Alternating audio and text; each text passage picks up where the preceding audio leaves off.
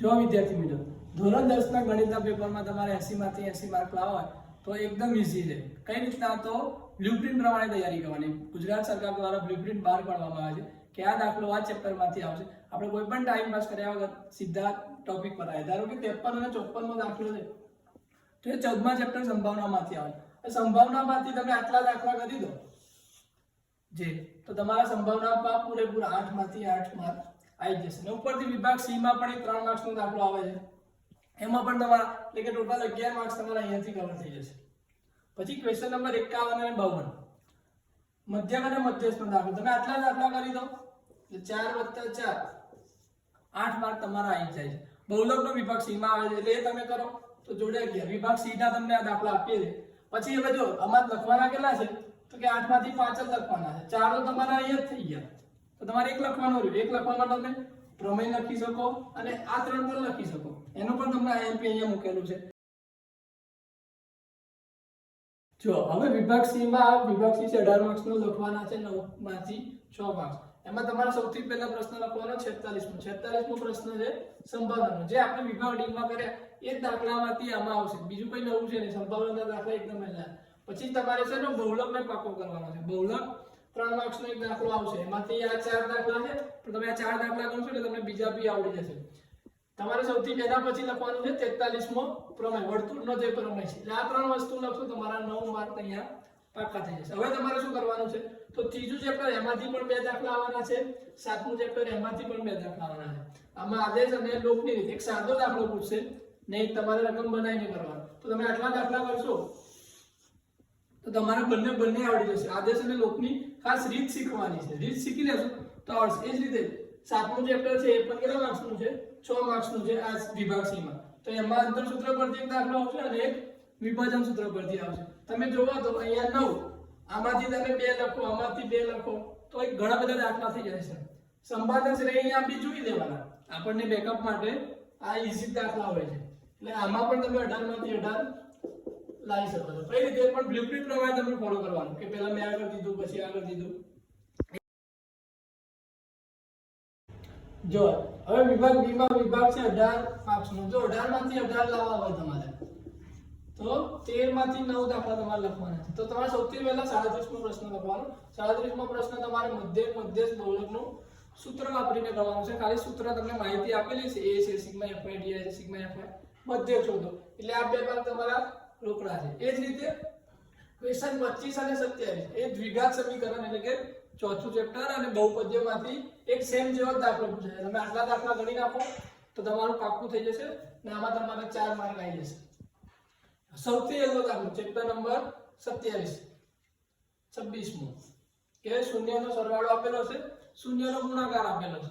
એમાં તમે ખાલી આ સૂત્ર વાપરી નાખો તમારા દાખલામાં 2 માર્ક. સૌથી પહેલો દાખલો આ સૂત્ર જ વાપરવાનું. p of x = kx² - સરવાળો વત્તા ગુણાકાર. અહીં તમારા 2 માર્ક આવી જાય છે. હવે 28મો અને 29મો સમાંતર શ્રેણીનો એકદમ સાદો દાખલો આવશે. an અને sn 3 વસ્તુ આપેલી છે. ચોથું વસ્તુ તમારે શોધવાની હશે. એટલે તમે આવા દાખલા ગણી નાખો 5.2 5.3 ના તો તમારા 4 માર્ક અહીંયા આવી જશે. એ રીતે 30મો અને 31મો દાખલો અંતર સૂત્ર, મધ્યબિંદુ સૂત્ર, વચ્ચેવાળું એ રીતે તમને કોઈ બી પૂછી શકે તો 4 માર્ક તમારા અહીંયા આવી જશે. હવે વાત કરીએ 35 અને 36મો.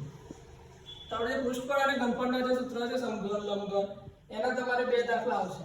મોટા ભાગે પૃષ્ઠફળનો આવશે, બીજો ઘનફળનો આવશે. તો તમે અહીંયા પણ 4 માર્ક્સ આરામથી લાવી શકો એવા છે. પછી 32મો અને 33મો જો તમને ત્રિકોણમિતિ થોડું ઘણું ફાવતું હોય તો આમાં એકદમ હેલા દાખલા પૂછે છે. તમને ત્રિકોણમિતિના સૂત્ર આવડવા જોઈએ. એક કોષ્ટક પરથી દાખલા આવશે એટલે tan 45 ને વાળું અને પાયથાગોરસનો પ્રમેય તમને આપેલું છે કે tan બરાબર 3/4 sin અને cos શોધો. એ રીતે એટલે આ પણ તમારા 4 માર્ક આવી શકે એવા છે. 34મો તમારે 9મા ચેપ્ટરમાંથી છે ઉચ્છેદકોણ અને ઉચ્છેદકોણના દાખલા પર તમે આટલા દાખલા ગણો તો 2 માર્ક અહીંયા આવી જશે. જો તમારે શું કરવાનું છે તો તમને આમાંથી શું આવડે છે સૌથી પહેલા એવું લખવાનું છે કે શું આવડે છે. કોઈ બી વિભાગ બી સી ડી તમને ગમે તે ક્રમમાં લખશો તમને એ ચેક કરશે. એનો કોઈ વાંધો છે નહીં. તમે વધારેમાં વધારે અટેમ્પ્ટ કરો. 13 માંથી 9 કીધા છે તો ખાલી 9 નહીં તમે 10 11 12 અટેમ્પ્ટ કરો. કેમ કે અટેમ્પ્ટ કરેલા હશે તો એમને ચેક કરીને માર્ક્સ આપવા પડશે. એટલે તમે વધારે અટેમ્પ્ટ કરવાનો ટ્રાય કરો. તમે બ્લુપ્રિન્ટ ફોલો કરો કે 37મો છે તો આ જ દાખલો આવશે, 35મો છે તો 12મા ચેપ્ટરમાંથી જ આવશે.